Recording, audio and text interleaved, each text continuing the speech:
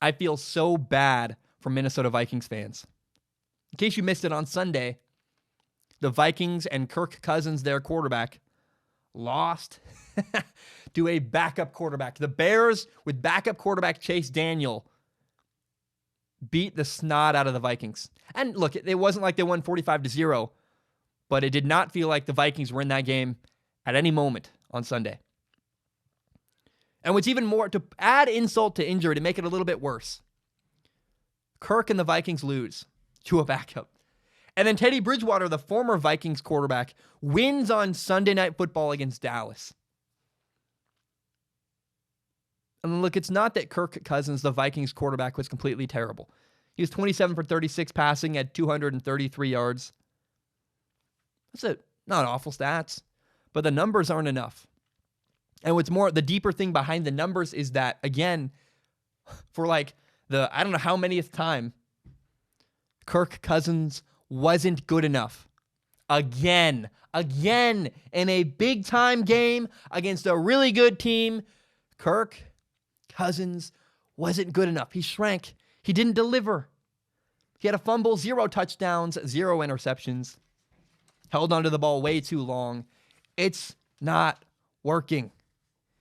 And when I look at Kirk Cousins on the sideline, when I watch him, he looks stressed. He has like a manic nervousness to him. He does not look comfortable. Doesn't look like he's okay being there in that moment.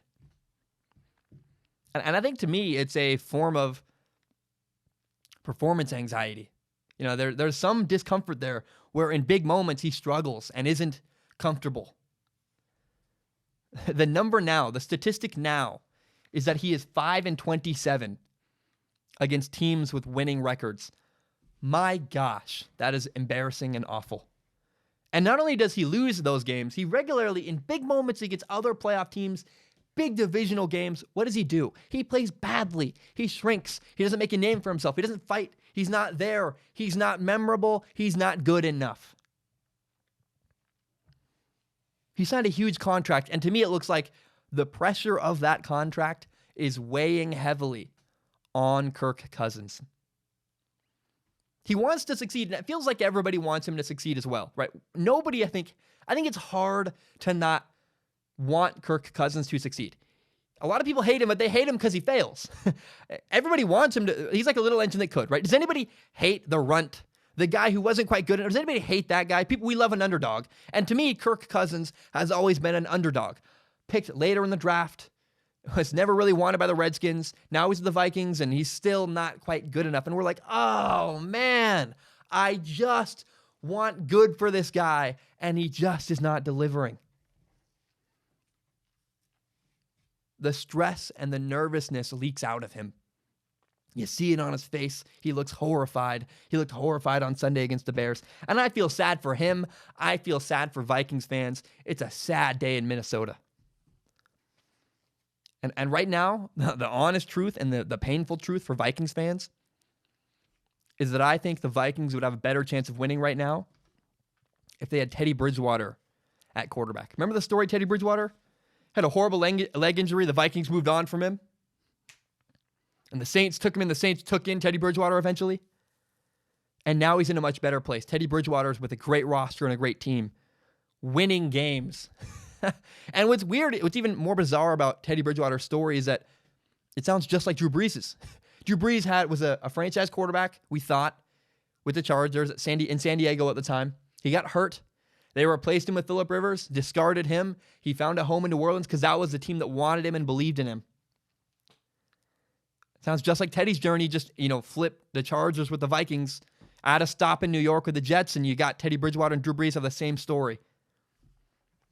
Encouraging start, a scary leg injury, the team moves on, found a new home in New Orleans, and I can tell you right now, I think the Vikings would rather have the guy they discarded to New Orleans than Kirk Cousins right now. I'm going to read you a couple of quotes. These are Kirk Cousins, one of his teammates, and then his head coach. These are things that people in the Vikings locker room are saying about Kirk Cousins right now. A name that's hard to say, by the way. Kirk sounds too much like Kurt. I swear I'm trying to say Kirk.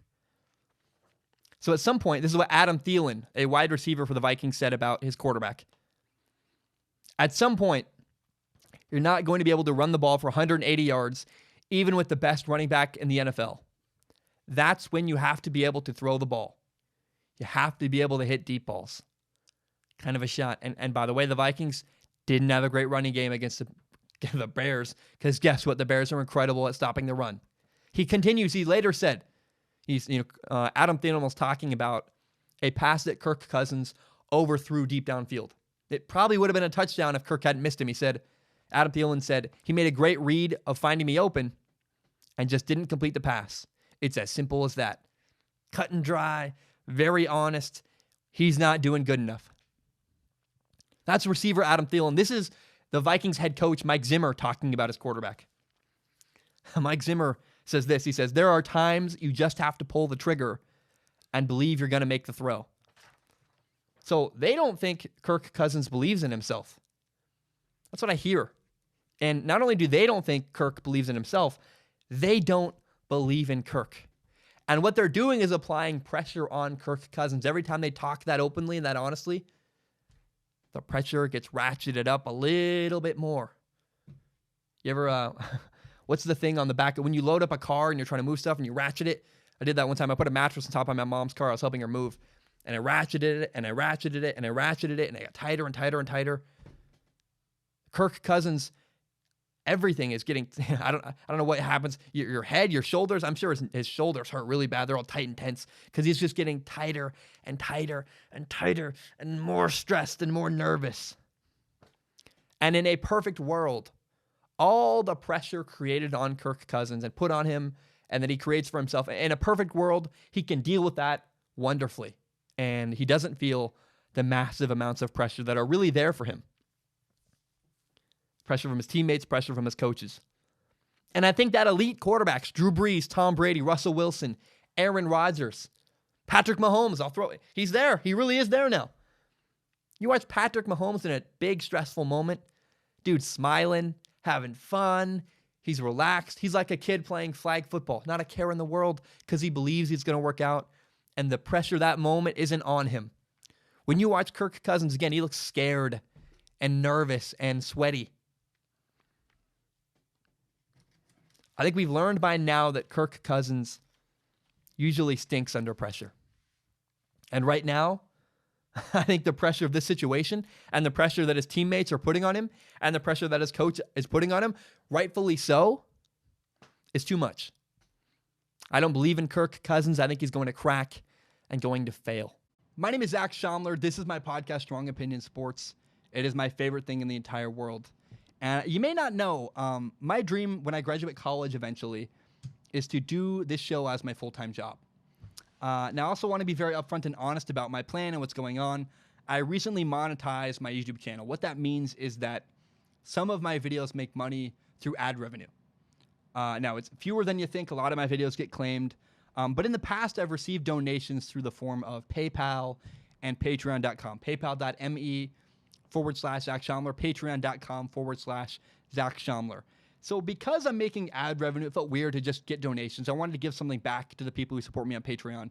So now there's a reward. If you support me on Patreon, you can submit questions at the dollar level or above. You just need to give $1 a month. If you do that, you can submit questions to a pool of questions where I look at. I'll read all the questions on Patreon, and I pick the top couple every episode and read them and answer them on a segment called Ask Zach. Pick the top couple questions and answer them at the end of every single episode. Now, that's for people who want to support me with money. If you have no money to give, I totally understand. I've actually never supported anybody on Patreon. I feel kind of weird about that. I'm a broke college kid myself. I totally understand. But if you believe in me and if you believe in my dream and still want to help me, one thing you can do is help me grow by telling your friends about Strong Opinion Sports. Share it on Facebook, Twitter, Instagram, whatever it is. Help me grow by telling your friends about Strong Opinion Sports. Guys, thank you so much. I know that was a long spiel. I really appreciate it. And hope you have a great day.